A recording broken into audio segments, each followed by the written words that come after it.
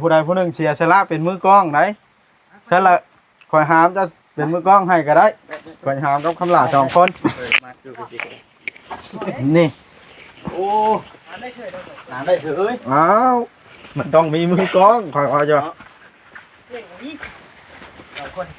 โอ้ยฝนตกเลยพี่น้องคนได้ปลายข้างนะจังโจมขึ้นพอย่างไปเรื่อยๆว่าอย่างไรบ้างล่ะบ่ว่าหรอกบ่ว่าหรอกเฮาบ่ได้นอนเนาะไปขึ้นไปตั้งกล้องไว้ทางเทิงพ้นเอาไปห้องนะเดี๋ยวพาก่อนปรุงก่อนปรุงให้ยังเอาเล็กนี่แหละบอยย่องเลยบ่นี่ไปขึ้นข้างนะตามเข้าไปเดี๋ยวพาเด้อเราลีกอะไรผมกันนักเฮงเห็นรุนแรงหรือเปล่าอย่าลืมกดติดตามเพื่อเป็นกำลังใจให้ผมด้วยนะครับทุกคนขอบคุณมากๆครับเอาพี่น้องไงบาทนี่เปิดภาพขึ้นกัน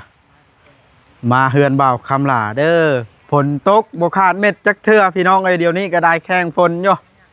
ทางโคตรเปื้อนเลยขี่รถกับค้าอยู่เฮือนมานี่ตาอุกขนาดมาฮอดขี่รถจักรมารถมอเตอร์ไซค์มากับขี่ตมเพียงนักแข้งนี่พี่น้องไอ้หันก็ได้บุกบืนมาฮอดเฮือนคำหลาแล้วคำหลาเฮ็ดยังอยู่พี่น้องเลย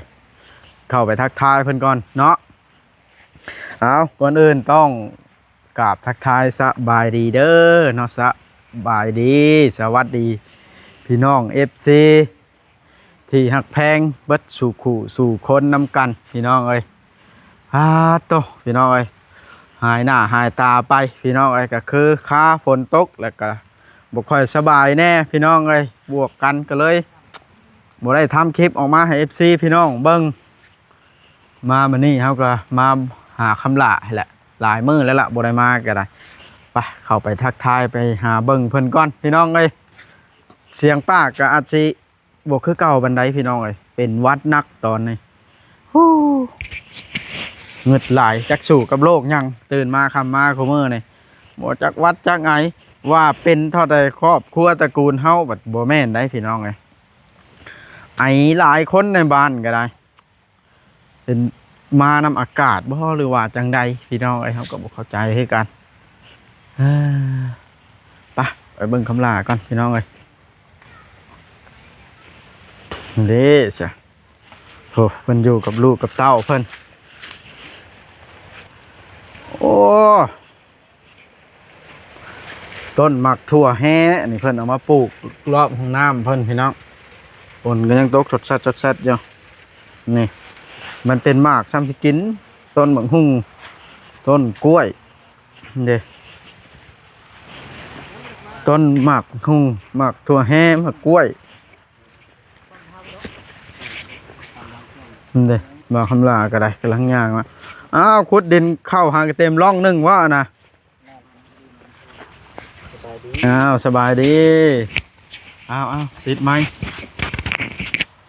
ไปบ่คำลาไปแล้วก็ได้ไปหามเตียงขึ้นเฮือนเพิ่นบ่ให้บ่พอได้อยู่ดอกคะแนนใช้งานของน้ำใส่ได้เต็มเลยมาคะแนนบ่นอนเต็มนี่ดอกน้ำนี่อยู่ที่แต่มันไหลมาทางหน้าน้ำนะคนเจาะบนข้างเสานะพอดีเนาะบอกคำว่าเจาะบนหูน้ำเนาะว่าเจาะปองมันไหลออกหามเตียงลบฝนก่อนตากสบายดีหามเตียงให้นั่นโดยให้หามไปตั้งอยู่พุ่นเพิ่นว่าไว้ให้บ่าวคำลากินข้าวเพิ่นว่ามันหอมโพดพี่น้องมันบ่มีทางย่างกันหามเตียงไปแล้วหามไปใช้แบบนี้นะบ่บ่เพราะว่าสิชวนหามขึ้นนี่ได้บ่มันจังมีบ่นั่ง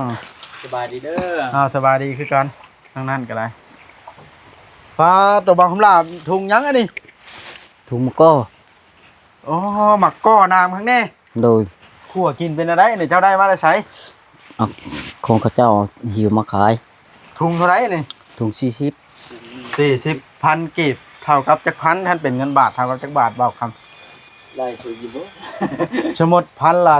20 บาทต่อ10,000สมมุติว่า40 บาทแม่นบ่แม่น 40 บาทบ่ โอ้โหโมเมนต์80 บาท แม่นอยู่ซะอัน5บาทต่อ10,000 40 บาท 80 บาทถุงนึง เออ 80 บาท 80บาท 80 บาท ว้าวไปมัน 80 40พันนึง เออ เนาะ เอ้า ก็40 สาว บาทอ่า ฮะ โอ้ยตาย เท่าไหร่อะ ไผสิ 20 บาท เป็น ต่อ บ่ห้ามนี่ คนละชนนี่เลยเด้อยัน บ่ต้องให้ผู้ใดผู้หนึ่งเสียสละเป็นมือกล้องไหนสละข่อยหามจะเป็นมือกล้องให้ก็ได้ข่อยหามกับคำลาสองคน มาดูไปสิ นี่ โอ้หาได้เฉย อ้าวมันต้องมีมือกล้องข่อยว่าจะ โอ้ยฝนตกเลยพี่น้อง คนได้ปลายข้างน่ะจังโจมขึ้นพุย่างไปเรื่อย ว่ายังไงวะบอกละ บ่ว่าหรอกบ่ว่าหรอกเฮาบ่ได้นอนเนาะ ๆไปขึ้นไปตั้งกล้องไว้ทางเทิงพ้นเอาไปห้องนะ เดี๋ยวพาก่อนปรุงก่อน ปรุงให้หยัง เอาเล็กนี่แหละ บ่อย ย่องเลยบ่ อ่ะนี่ไปขึ้นข้างนะข้างเข้าไป เดี๋ยวพาเด้อ เรานี่ก็ได้ผมก็นักเฮง เห็นรุนแรงหรือเปล่าคำละเนี่ยมัน เรียบร้อยบ่ เส้นแล้วมันก็แห้งนะอยู่นี่มีสัญญาณได้อยู่นี่ เออ นั่งอยู่นี่เลยบัดว้ายผมมีเนาะ ซื้อมาให้ หอดได้จริงบรรยากาศอันหนาวอยู่เนาะ กินข้าวพี่บ่ กินตัวยังหรอมาก่อนะ บ่ มีแต่ว่า มี มี อยู่ กินข้าวต้มโก้ มีอยู่ ไข่ขั่วมะกอ ต้ม นี่ ยัง กิน มีต้มยังต้มไก่ ถุงละ40,000 ไก่ไก่เล ซื้อย ถุงหนึงเนาะขั่ว ซื้อรถบอกว่าเด็กย่างเนาะ โงเงินผู้ชาวพันเนาะ บอกว่าซื้อรถ บ่ไหนข่อยสิออกชาวพัน รถก็คำลารถเนาะ ฮะ อันเด่นบ้านเราซื้อไว้เลยกินของเราแล้วจะว่าให้เราชาวพันคนละครึ่งบ่ ถุงละ40 เจ้าซื้อถุงนึงแล้ว ขอยซื้อถุงนึงแล้ว ก็บ่ได้กินถุงนึงแล้วกินเราจะซื้อน่ะ เป็นได้บ่คำลาว่านี่มีไผมาหาว่านี่ ไม่มาไม่มีย่อๆลูก หาในห้องมันเสร็จเว้าได้คุยเสื้อมาเว้าดิ ดอกคำลา จะเอาเสื้อไปพลายบ่ คำลาแล้ว พระเพชรน่ะ ใช่ครับคนน้อย เราจะมาเป็นวัด เราบ่เป็นวัดเป็นไอ้เนาะเป็นได้เพิ่นสิบ่ให้บ่เฮ้ยหามเตียงว่านะ เฮ้ย ให้วะเนาะสมมุติเจ้าของเรือนเพิ่นเห็นคลิปนะเขาหามเตียงขึ้นไปแล้วคนทุกเนาะ ตรงไว้มันก็สิดอกเด้หาดิมาแน่เนาะเอ้าข่อยแล้วว่าไม้อยู่นำข่อยว่าพี่ตากฝนอยู่ไว้ เช็คมึงด้วยมีไฟซื้อเลย มีอยู่เอาไปลุ้นๆลิ้นเหลียวหาไม้เราบ่เห็นแล้ว ว่าไฟหวังๆดิ อ่ะสร้างเป็นอลีอันนี้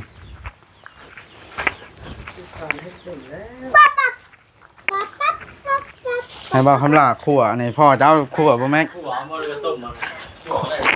ขั่วได้มันแซ่บกว่านะ หอมบ่ อ่ะ เปิดกินดีกว่ามีแต่ต้มหมดนะ แกะบอกขั่วแบบนายมะขามนี่นะคว้าเขาเดียวก็สุกเลยน้ำไปเบิ่งบ่าวคำลาขั่ววะ แม่น บ่าวคำลาพาลูกกินข้าวยังบ่นี่ อาหารทะเล ว้าว ยังล่ะทะเล ปลาทู โอ้ ได้อาหารนอกแท้นี่อาหารไก่แท้นี่ที่ได้ไปการบ่ได้ปลาลูกไว้หึงบ่ บ่ได้เหิง ได้บ่ตักแตนนะ ไปคืนนี่พุ่นคืนมื้อนั้นก็ไป อืม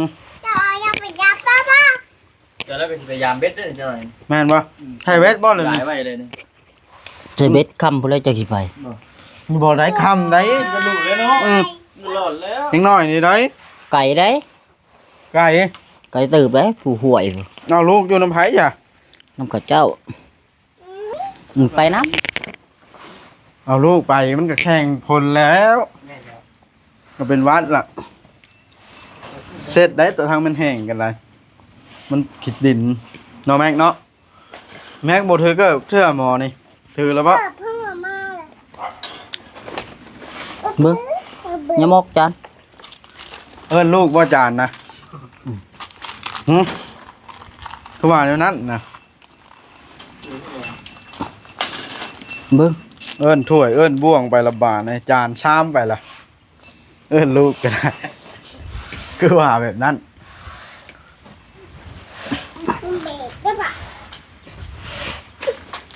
เพราะว่าผลนี่มันสิตกแฮ่จักอีกจักมือเนาะ แต่ว่าเกือบทิศทีนี้แต่ที่เบิ่งเลยเป็นว่ามันบ่เปลี่ยน อีกเป็นทิศป้าแต่ยังหึงอยู่สะอันกับอันต่อสู้กับผลในเท้าเนาะ อยู่ยังโดนอยู่ยังพอได้เบิร์นดินอยู่หรอก ที่6ที่7ที่8ที่9ปะ น้ำกัดตีนมุ่นเบิดละ ให้มันหมุนข่อยก็หมุนคือกัน หายขึ้นเบิ่งเนาะขึ้นเตียงเนาะบัดนี้บ่จะขออนุญาตนำพี่น้องอีกทีตีนบ่าวหน้าเปื่อยปานยังฮะ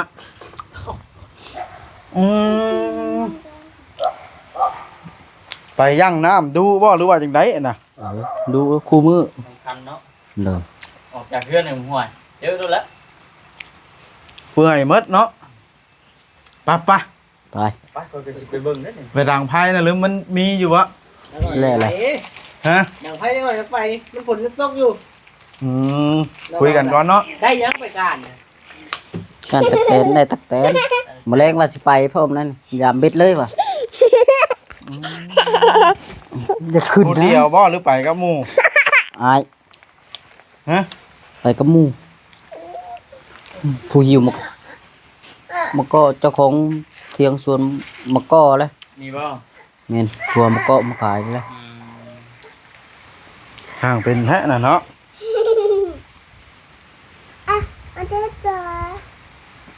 พักละเตียงแห้งพากันนั่งได้เท้ากันเนาะ เออ ดีกิน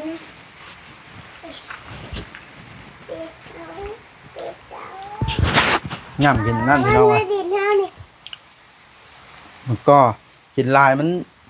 เบิดได้เนาะ นี่จะตุ่มเล่นถึง ตรงนี้ไว้รถเบิ่นกินนี่ บ่ พี่ต้มมื้อนี่สีดน้ำให้ตากก็บ่ได้นั่งมึงดูบ่คำลาเตียงนี่เอาขึ้นมาแล้วนะ นั่งปีหนาพี่เด้อ อืม จะปิดไปทางใด มีหลายกล้องวะ ไหนดิ หลายกล้องเนาะ ปิด พี่ เมื่อป้าแล้วเมื่อกี้ดิ มันบ่มีหมู่วะ มีหมูเนาะตากคนไว้แล้วก่อยเกือบมันตกกันอย่างในสุกห้องหน่อยมันกิน ฮะ มันมื่นเลยเจ้าตานอยู่หันโคกไว้คนเดียว แม่นบ่ ห้องบนนั้นนี่ห้องใกล้เพื่อนนั่นยังตัวยางน่ะห้องน้อยๆตัว เออ รถ ห ไท มื่ ย นแสนล้าน พูดเลย ก็ไปฮอดล้านในตกเลยเนาะ พกลูกเลย กินขนมมาแม็กกัน ได้ขนมมาแล้วใช้นี่ฮะให้เอา บอก ให้ นะไหม ให้เอาขนมให้อ้าวถามมันแล่นกอดพ่อบัดนี้ บอกนะไหมใครเอาให้ หนาวเลยก็บ่ใช่สุดแขนยาวให้ลูกสุดเปียกตลอดเบิ่งนี่มาเฮ็ดแบบใดอันนี้ตากฝนไปนะพ่อและ ไปตากย่างเข่งคุณ แข่งฝนจะชื่อบ่ได้ตากฝน อืม ฝนละอันอยู่บ่นี่เนาะ เก่งคนดิบริจาคเนาะ ไปตากเข่งคุณ มันคืออันเดียวกันนะเนาะ บ่คือบ่ได้คือเด้ มันคนละอันอยู่วะ แหวงตากกับเข่งบ่คือกัน ความล่านึ่งข้าวแล้วบ่เช้านี่ใส่ทานแล้วบ่พอมื้อนี่ ไม่ใช่ใส่ดุพื้น อามาสิแกกินนี่ซะร้านนี้คือว่าเห็นไปคุดหนูหรือมื้อใด มาซื้อ ได้บ่หนู ได้หนูตัวนึง คุณแทน ทางน้ำเพิ่นแล้วมันคุด ต่อ อยู่ ละไก่ ตัว วะ อยู่ มันอธิบายเบิ่งในสุดเปียกสุดชุ่มนะเมื่อบ่อยู่น้ำน้องดีอ่ะ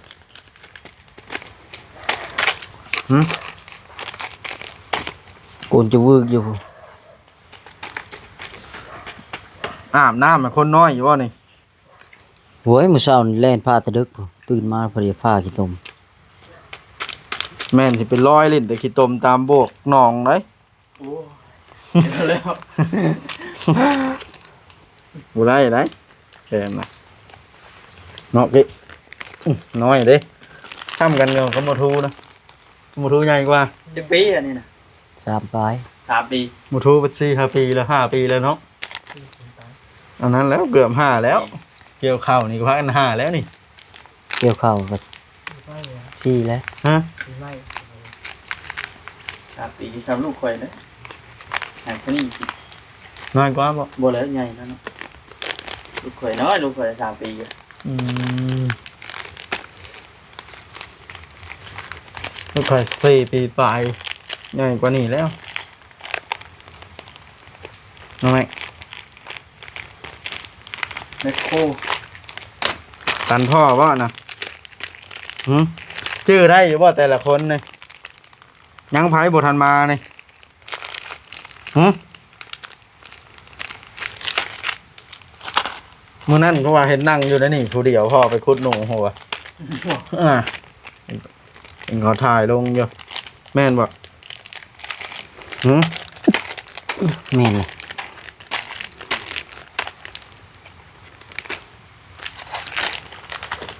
พี่น้องเอ้ยมาเยี่ยมคำลามานี่ก็ได้ทางแก้วเพิ่นก็ท้าฝนตกบ่ได้มาเฮ็ดเลยเฮือนกันเนาะ แม่นตั้งแต่พร้อมเดียวพุ่นแหล้ว ตั้งแต่ย่อเสาเนาะ ตั้งแต่ย่อเสาพุ่นเลย แต่มึงเกิดเรื่อง ตั้งแต่เกิด เขาประเชนเขาเบานั่นก็เขาสร้างแก้ว โคตรเหลือเนาะ เอามาตำนี่แถว อืม หมดได้ มี ขั่วมาก็ได้กินนะ โอ้ก็กินข้าว มันละแซ่บแต่แท้ รถเนาะครับมันกระเสก มันเบอร์1เนาะบ่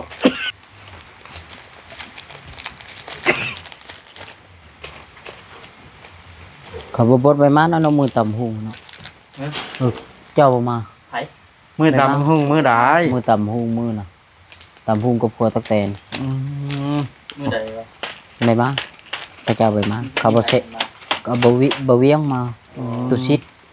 บ่จ้อยแล้วก็พนองเพชร โอ้มือนั้นน่ะเนาะ แม่นเจ้ายังอยู่ปู ข่อยก็มาคือกันละ มาแล้วบ่บนออกมาบ่เจ้าเนาะ ข่อยกินเด้ข่อยนั่นชิมก่อนหมู่ มา ไผอันเป็นเศษ เพิ่นเลยอ่า เห็นไผ ลาเป็นเชฟ ชื่อในใดแม่นชื่อ เรากำลังบีแล้วเมื่อกี้นี่นะบ่เห็นพ่อเล่นมาหาผมนั่งอยู่เตียง มีให้พ่อมันไปใช้จ้ะ เอาไปใช้เบ็ด เอาเลย นั่งอยู่เตียงอยู่ไว้ไปเต้นๆมาปะลูกไปนี่นะ พาไว้โลดเนาะแค่ในไก่ทางดำเนาะ นั่นแล้วจะว่าเป็นว่าอยู่แถวทางน่ะบ่อยากหาอยากปะไว้ คนขโมยได้เนาะ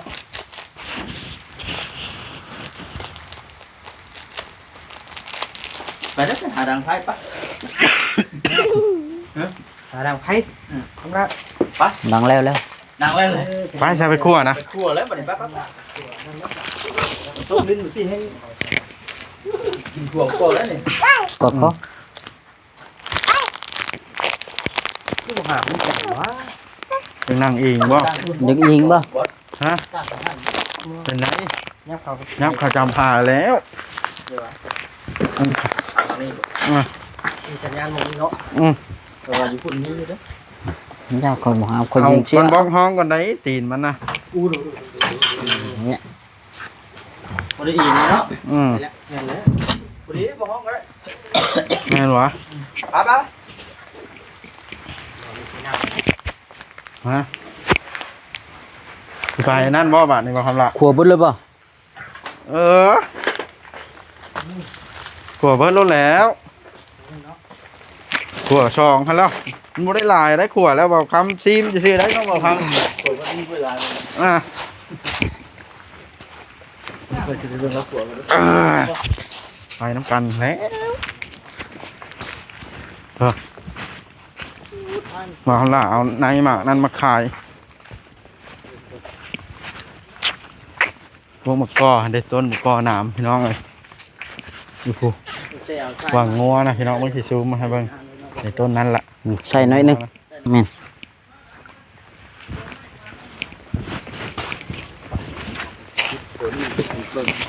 บางหลาคนมันขัวแบบปกติแต่บางคำเคยกินมันมีแต่ต้มหมอเลยขัวเอานี่ยังบ่เคยจะคือเป็นได้ใด ขั่วได้บอกคำไว้แซ่บนะ บ่มันหอมบ่ อ่ะมันกรอบคักได้ ทอดเนาะ ทอดเอา บ่แล้วเออ หัวบ่ตาแล้ว ขั่วทีละถุงมันหลายเติบได้น่ะเนาะ หัวบ่ตรงรถบ่ตรงเก็บอะไรกินนะหัว ขัวมะกอ ใช่หยัง ก็มะกอโลนนี่ กลัวมันก็ใช่หยัง ใส่กระทะ ใช่หม้อ บ่ได้เกลือใช่ปะ อยากใช้ก็ใช้ บัดอัน เนาะ มะกอโลนนี่มันเป็นได้ใด เด้บ่ก็หล่น หืม บ่ก็หล่นก็มี บ่ แม่น นั่ง ขอสิภาพที่พี่ก้อยว่าสิชวนบ่คำไปเลาะพุ่นเด้อ เลาะหาอย่างนะ เลาะบ่คาถาบ่ก็พุ่นแล้ว พอดีเขาบ่ถ้าเจ้ามาเลย อ้าวไก่นี่ ตั้ มั ง น แต่จับได้4-5คืนเลย ฮะ ช่างว่ามื้อนั้นมาว่าสิอันนั้นตบไก่ พี่น้องคลิปนี้ก็สิจบซ้ำนี้เด้อพี่น้อง อยู่จับ